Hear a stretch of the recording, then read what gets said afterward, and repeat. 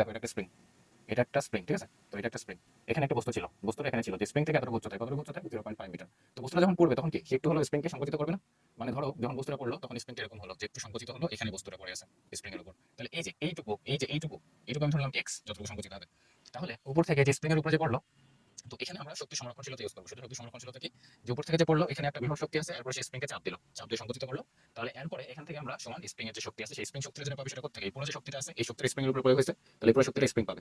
তো এখন আমরা লিখবো যে mg h plus x is equal half K x square. এই তো এখন এটা মানে এনজি করে নেবে, দেখো 0.5 ইনটু 2.5, সরি 0.5 2.5 ইনটু 9.8, তাহলে আসে 24.5, তাহলে mg into h plus x। আচ্ছা আর এটা হাফ কে, তাহলে কি করতে পারি? 1950 তাহলে আসে 975 এত স্কয়ার। আচ্ছা এবার দেখো এটা 24.5 এর গুণ করব এটার সাথে, তাহলে এটার গুণ 24.5 ইনটু 0.5, তাহলে আসবে 12.25 plus 24.5 into x equal to 975 x square. তো এবার সবাই দিন আসলে 975 x square minus 24.5 x minus 12.25 সমান 0। এবার আসলে আমরা এটা কাজ করব, তাহলে এগুলো আমরা দ্বিঘাত ইকুয়েশনে সলভ করি। দ্বিঘাতে 975 মাইনাস 24.5 তারপরে মাইনাস 12.25। আচ্ছা তাহলে দ্বিঘাতে মান কত হচ্ছে? একটা আসে 0.125 মিটার, এটা x1, আরেকটা x2, আরেকটা মান আসবে মাইনাস 0.1 মিটার। তো নেগেটিভটা হতে পারে, তো নেগেটিভটা হতে পারে না, তাহলে আনসার আমাদের কোনটা হবে? এটা হবে আনসার, যে এতটুকু সংকুচিত হবে, ঠিক আছে?